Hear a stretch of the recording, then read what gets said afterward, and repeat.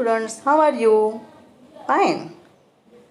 Yes, today we are going to learn interrogative sentences. આજે આપણે question એટલે કે પ્રશ્નાર્થ વાક્ય વિશે શીખીશું.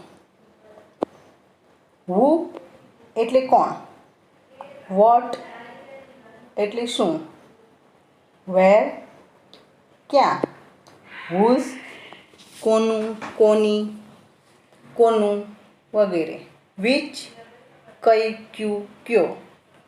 How many એટલે કેટલા અથવા કેટલી. Who એટલે કોણ? વ્યક્તિ બાબતે જાણવા માટે who વપરાય છે. Who is that man? પેલો માણસ કોણ છે? That man is a peon. તે ક્લાર્ક છે. That man is a clerk. He is the tallest boy in the school. તે સ્કૂલમાં સૌથી ઊંચો છોકરો છે. અહીં વ્યક્તિ વિશે પૂછવામાં આવેલું હોવાથી સબ્જેક્ટ એટલે કે કર્તા he નીકળી જશે અને તેને બદલે who આવશે. Who is the tallest boy in the school? સ્કૂલમાં સૌથી ઊંચો છોકરો કોણ છે? Who ask about person act as a subject of the sentence. Who is that woman? Who are you phoning? Who is your father? Who is your mother? Who is your sister? આવી રીતે કોઈ પણ વ્યક્તિ વિશે પ્રશ્ન પૂછવો હોય તો વોથી પૂછાય છે. વોટ વ્યક્તિ વસ્તુ કે તેની પાસે શું છે તે દર્શાવવા માટે તે જાણવા માટે વોટનો ઉપયોગ થાય છે. They have a car. તેઓ પાસે કાર છે. હવે અહીં મારે પ્રશ્ન પૂછવો હોય કે તેઓ પાસે શું છે તો તેના માટે મારે વોટ વાપરવું પડે. What have they?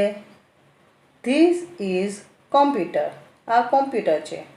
Vote is this? આ શું છે? What asking for specific things or object. What's the matter? શું બાબત હતી? What time is it? શું ટાઈમ થયો છે? આવી રીતે તમે બીજા ઘણા એક્ઝામ્પલ લઈ શકો. What is there in your pocket? What is in your mobile? આવી રીતે વોટથી ઘણા બધા ક્વેશ્ચન તમારે જાતે પ્રેક્ટિસમાં કરી શકો છો. વેન એટલે ક્યારે. સમય દર્શાવવા માટે સમય વિશે પૂછવા માટે આપણે વેનનો યુઝ કરીએ છીએ. Asking about time, occasion or moment. When can I see you? તમને ક્યારે મળી શકું? When did you last see him? તમે તેને છેલ્લે ક્યારે મળ્યા હતા? For example, when will you come? તમે ક્યારે આવશો? When did they eat? તેઓ ક્યારે જમ્યા હતા? When do you watch TV? તમે ટીવી ક્યારે જોયું? Nisarg will do project at 7 PM. Nisarg 7 વાગે તેનો પ્રોજેક્ટ કરશે. અહીં આપણે જોઈએ કે વેનથી પ્રશ્ન પૂછીએ તો સમયદર્શક જે છે તે નીકળી જશે. When will Nisarg do project? Nisarg ક્યારે પ્રોજેક્ટ કરવાનો છે? તો અહીં એટ 7 PM છે તે આપણે કાઢી નાખ્યું. વાય એટલે શા માટે. કારણ પૂછવા માટે આપણે વાયનો ઉપયોગ કરીએ છીએ. Asking for reason, explanation. Why were you late? તમે શા માટે મોડા પડ્યા? Why was he late? તે શા માટે મોડો પડ્યો? આવી રીતે વાય છે તે કોઈ પણ કારણ પૂછવા માટે ઉપયોગ થાય છે. Ritu was late as she missed the bus. Ritu મોડી પહોંચી કારણ કે તે બસ ચૂકી ગઈ. અહીં આપણે ઇન્ટ્રોગેટિવ એટલે કે પ્રશ્નાર્થ વાક્યની રચના કરવી હોય તો કારણ દર્શક જે શબ્દો છે તે નીકળી જશે. વાય વોઝ ઋતુ લેટ? ઋતુ શા માટે મોડી પહોંચી? કારણ કે તે બસ ચૂકી ગઈ હતી. Nisarg got first rank because he work hard. નિસર્ગને પહેલો નંબર મળ્યો કારણ કે તેણે ખૂબ જ મહેનત કરી હતી. અહીં આપણે વાયથી ક્વેશ્ચન પૂછીએ, why did Nisarg get first rank? નિસર્ગને શા માટે પહેલો નંબર આવ્યો? કારણ કે તેને ખૂબ જ મહેનત કરી હતી. આવી રીતે કારણદર્શક જે શબ્દો છે તે નીકળી જાય છે. વિચ એ પસંદગી માટે નીચી વસ્તુ વિશે જાણવા માટે વપરાય છે. Asking about choice. Which is better exercise, swimming or tennis? બંનેમાંથી સારી એક્સરસાઇઝ કઈ છે, સ્વિમિંગ કે tennis? Which of the applicant has got the job? આવી રીતે વિચ એટલે ક્યુ, કઈ વગેરે. એક્ઝામ્પલમાં જોઈએ, ચિત્તા ઇઝ ધ ફાસ્ટેસ્ટ એનિમલ. ચિત્તો છે ખૂબ જ ઝડપી પ્રાણી છે. તો અહીંયા આપણે વિચથી પ્રશ્ન પૂછવો હોય તો which is the fastest animal? સૌથી ફાસ્ટેસ્ટ એનિમલ એટલે ઝડપી પ્રાણી કયું છે? તો ચિત્તો. તો ચિત્તા છે એ જ્યારે ઇન્ટ્રોગેટિવ બનાવીએ છીએ ત્યારે નીકળી જશે. The Gita is the best book. Gita સૌથી બેસ્ટ બુક છે. હવે અહીં આપણે વિચથી પ્રશ્ન પૂછીએ, which is the best book? The Gita is the best book. ક્વેશ્ચનમાં વિચથી ક્વેશ્ચન પૂછીએ ત્યારે ગીતા નીકળી જશે. હવે જોઈએ વેર. વેર એટલે ક્યાં. સ્થળ દર્શાવવા માટે અથવા તો સ્થળ વિશે પૂછવા માટે વેરનો ઉપયોગ થાય છે. Asking in or at what place or position. Where do you live? તમે ક્યાં રહો છો? Where are my books? મારી બુક્સ ક્યાં છે? Nisarg lives at Prasil park. Nisarg Prasil પાર્કમાં રહે છે. અહીંયા આપણે જોઈએ કે વેર એટલે ક્યાં. તો જ્યારે વેરથી પ્રશ્ન પૂછીએ ત્યારે સ્થળ દર્શાવતા શબ્દો છે તે નીકળી જશે. Where does Nisarga leave? નિસર્ગ ક્યાં રહે છે?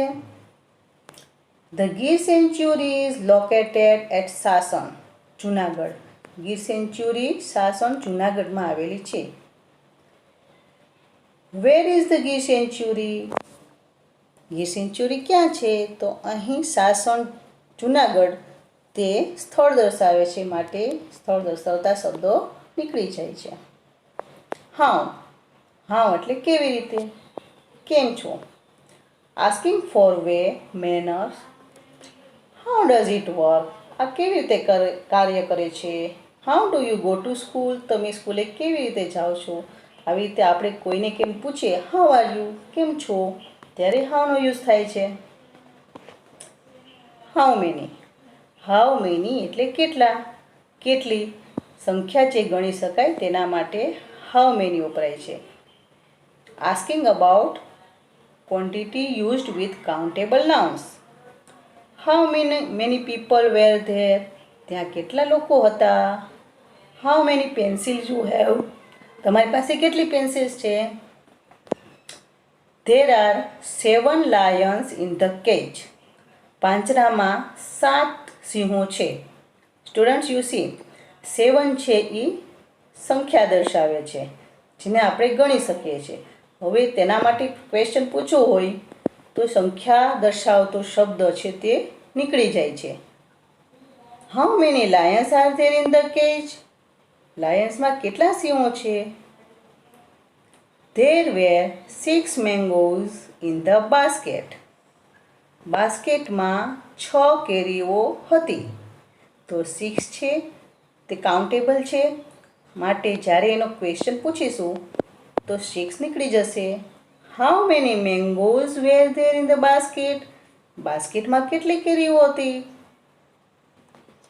હવે જોઈએ હાઉ મચ. હાઉ મચ જથ્થો દર્શાવવા માટે વપરાય છે, જે અનકાઉન્ટેબલ માટે વપરાય છે.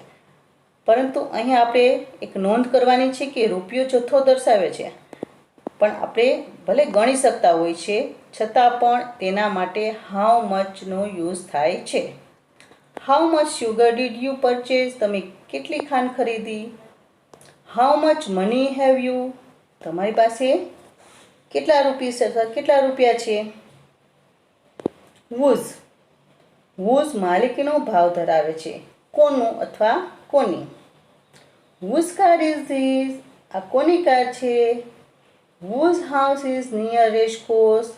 રેસકોર્સની બાજુમાં કોનું ઘર છે? Whose brother is collector? કોનો ભાઈ કલેક્ટર છે? આવી રીતે હુઝ એટલે કોનું અથવા તો કોની. Thank you.